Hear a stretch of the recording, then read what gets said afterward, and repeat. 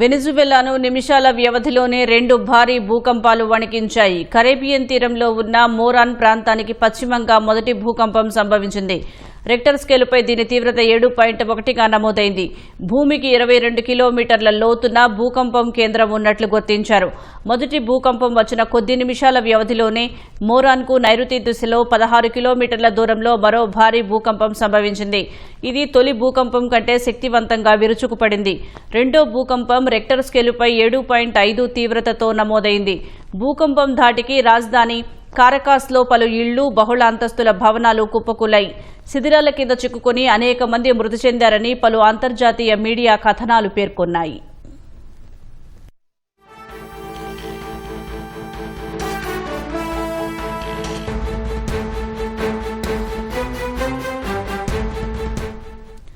Venezuela కాలమానం ప్రకారం సాయంత్రం 6 గంటల సమయంలో భూ ప్రకంపనలు సంభవించాయి. కరాకస్లో భవనాలు కుప్పకూలి దట్టమైన పొగ అలుముకుంది. స్థానికులు ప్రాణాలు అరచేతిలో పెట్టుకుని వీధుల్లో పరుగులు తీస్తున్న దృశ్యాలు సామాజిక మాధ్యమాల్లో వైరల్ అవుతున్నాయి. సిమోన్ బోలివర్ అంతర్జాతీయ విమానాశ్రయంలో టెర్మినల్ పైకప్పు కూలడంతో ప్రయాణికులు పరుగులు తీశారు. విమానాశ్రయానికి భారీ నష్టం వాటిల్లినట్లు అధికారులు తెలిపారు. భవనాల శిథిలాలు, నేలకొరిగిన విద్యుత్ స్తంభాలతో వీధులు మూసుకుపోయాయి. ఫలితంగా భారీ యంత్రాలను తరలించడానికి ఆటంకం ఏర్పడింది. వెనిజువెలా తాత్కాలిక అధ్యక్షురాలు డెల్సీ రోడ్రిగ్జ్ దేశంలో అత్యవసర పరిస్థితిని ప్రకటించారు. ఈ విపత్కర పరిస్థితుల్లో ప్రజలంతా ఐక్యంగా ఉండాలని ఆమె పిలుపునిచ్చారు.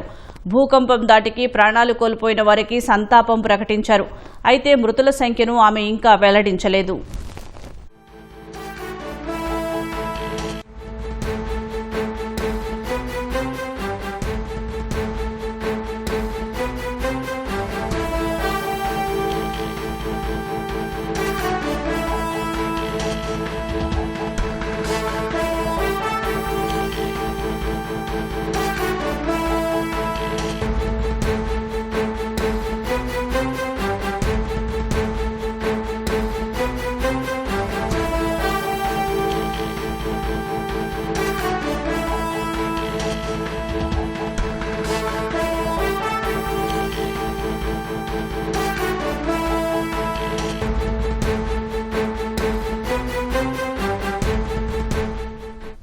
పలు రాష్ట్రాల్లో భూ ప్రకంపనలు సంభవించాయని వెనిజువెలా అంతర్గత వ్యవహారాల శాఖ మంత్రి తెలిపారు. కరాకస్లోని ఆల్టామిరా ప్రాంతంలో అత్యధికంగా ఇళ్లు, భవనాలు కుప్పకూలాయని, పరిస్థితి ఆందోళనకరంగా ఉందని వెల్లడించారు. పలువురు గాయపడినట్లు ప్రాథమికంగా సమాచారం ఉందని వివరించారు. ప్రభావిత ప్రాంతాల్లో సహాయక చర్యలు కొనసాగుతున్నాయని చెప్పారు. మళ్లీ ప్రకంపనలు వచ్చే అవకాశం ఉందని, దెబ్బతిన్న భవనాల వద్దకు ఇప్పుడే వెళ్లవద్దని ప్రజలకు సూచించారు.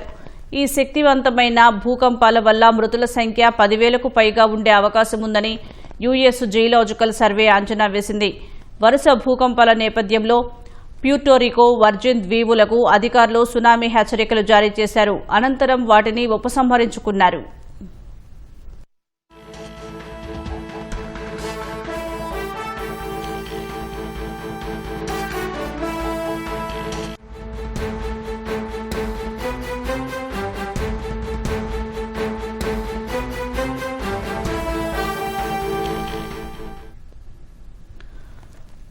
వెనిజువెలాను నిమిషాల వ్యవధిలోనే 2 భారీ భూకంపాలు వణికించాయి. కరేబియన్ తీరంలో ఉన్న మోరాన్ ప్రాంతానికి పశ్చిమంగా మొదటి భూకంపం సంభవించింది.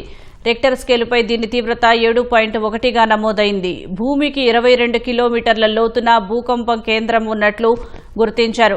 మొదటి భూకంపం వచ్చిన కొద్ది నిమిషాల వ్యవధిలోనే మోరాన్కు నైరుతి దిశలో 16 కిలోమీటర్ల దూరంలో మరో భారీ భూకంపం సంభవించింది.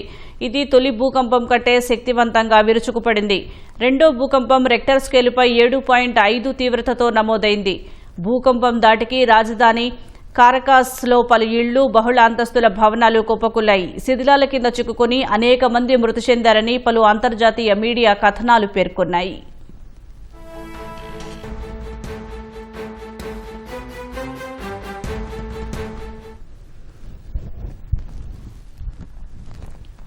వెనిజువెలా కాలమానం ప్రకారం సాయంత్రం 6 గంటల సమయంలో భూ ప్రకంపనలు సంభవించాయి. కరాకస్లో భవనాలు కుప్పకూలి దట్టమైన పొగ అలుముకుంది.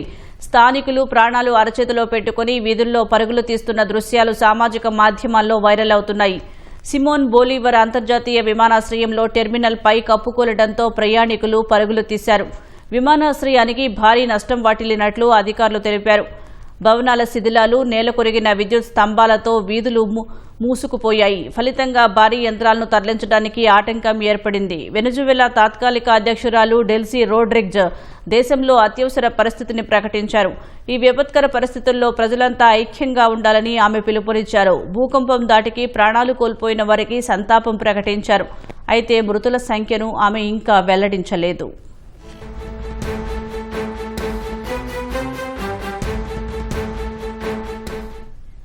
పలు రాష్ట్రాల్లో భూ ప్రకంపనలు సంభవించాయని వెనజువెలా అంతర్గత వ్యవహారాల శాఖ మంత్రి తెలిపారు.